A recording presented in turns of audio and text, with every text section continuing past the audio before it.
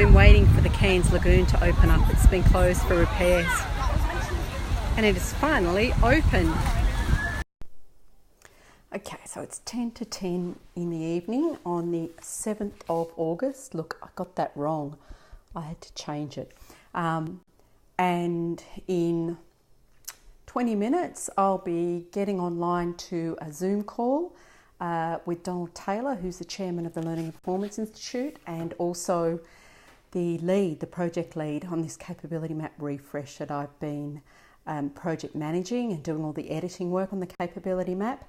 We have what should be our final steering group meeting starting at 10:30 p.m. my time. So the meeting's at such a crazy time for me, of course, because it's a global project. So Don is in the UK, we've got people joining from the US, so this is the time zone that works the best for everyone. Not to worry, I can sleep in the morning. So the purpose of the meeting today is to finalise any changes to skill and category titles, identify any additional skills, there may be one, possibly two that get added that need to be written into the capability map, and also to get any final guidance from the steering group that's going to be necessary to complete editing, with the intent that we'll have a good quality product ready by the 5th of September for launch. So we previously defined a set of principles that we have tried to use to guide the development, writing and editing of the capability map. We've recognised we need to add one, consistency, and that is consistency in the way the capabilities are framed, the levels are aligned to, and this became obvious because we had 20 working groups that wrote different skill descriptions. So I ran a survey of the steering group members and said basically, does the draft capability map meet all of these principles? Provide me with comments if it doesn't. I think as a general rule that defining principles is a really useful thing to do, particularly when you've got a group that needs to make decisions or when you've got somebody who's got to make decisions on behalf of a group or organisation. So principles behind, for instance, the learning strategy in an organisation, that's something I'll always work on defining with an L&D team or with their team, with their governance board or leadership group, is what are the principles we're going to use to make decisions about what we work on, what learning initiatives we work on and the kind of approaches that we use. So given that we've got a lot to cover in 90 minutes, I've tried to draw out recommendations and discussion points for the group. I've wanted to make sure that the detail of everyone's feedback was on record, so it's all in the appendices with cross-referencing to the specific recommendation or discussion point that those comments have been picked up on. So it's about making sure everyone gets a voice, but making sure we can do it in a way that's an efficient use of our time.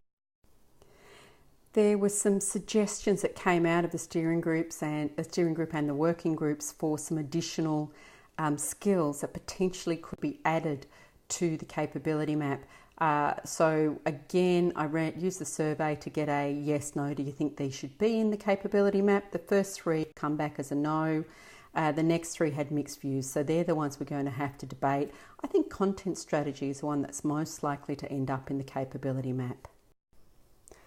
So this one is one that Clark Quinn has been advocating, in his view, which I think is quite persuasive, is that the future of content is all about small chunks which are put together by systems and not necessarily that that's automated, but that we use clever ways of reusing and putting together these small chunks of content or making them available in different ways for people. So they're not hardwired into courses or set structures as such. So we need to make sure we're on top of things like taxonomies, tagging, where we store them, content management systems. So we'll see how that discussion goes. In terms of skill levels, we've got 4 generic skill descriptions that the working groups were given to write against, and we've got a question for 3 of them. One is with beginner, whether we need to repeat the words with guidance in each statement in the skill descriptions, which I think we'll just simply say we don't because it's implied in the description, the generic description. Advanced level, there's some tension about the use of the words you are an expert, so we need to work through that. And at leading level, we've got in some of the descriptions at leading level, statements that are more about executing than they are about being strategic and defining practice. And there's a point of view that being put forward by one of the steering group members that that's not where we need to be with leading. So there may be a bit of realignment on that one. Well, it's truly been a much bigger effort than I'd ever anticipated pulling this capability map together. And I think that really came about because we didn't anticipate the extent of change that was going to be required to update a 6-year-old capability map. And that really reflects the amount of change that's impacting learning and development, the approaches we use, the kind of skills we need to have to remain relevant and to add value to the organisations and individuals that we support.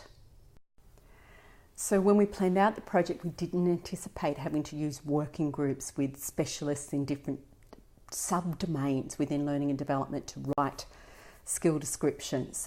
So there was a lot of unanticipated effort to pull together these 47 people across 20 working groups who worked on 26 skill descriptions.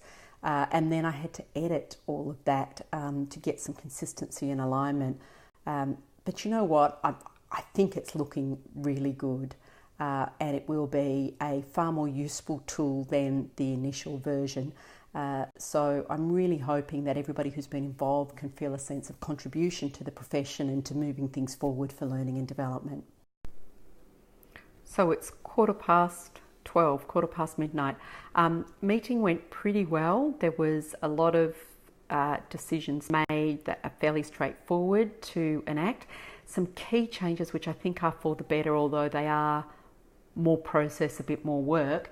One decision was to issue the capability map in a beta state, although we're not sure about the language beta, but basically put in place a process for the first 3 to 6 months after the capability map is launched to get feedback from users, additional feedback for users, keep the steering group going and use them as part of the governance process to decide what other changes to make, and thereafter look to do iterations every 18 months to 24 months.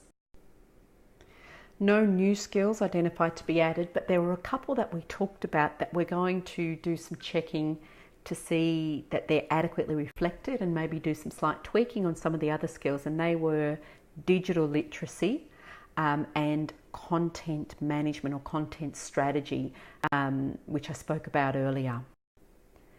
And one more process change, there was a push for a professional editor to be asked to take another look at the complete capability map, which I'm really pleased about because it's not my core skill. I'm not an editor. I've done the best I could to get the capability map to a certain point, but in terms of making sure the language is plain and consistent, for instance, looking at terminology that might be needing to be in a glossary, I think it's a really good move to get a professional editor, and we'll just take the document to that additional level of clarity and usability. So very happy about that.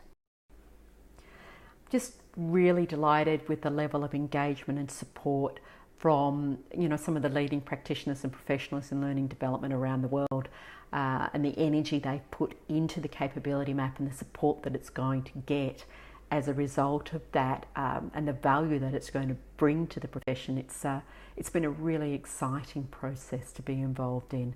That's it from me. I'm going to bed and I'm not setting an alarm.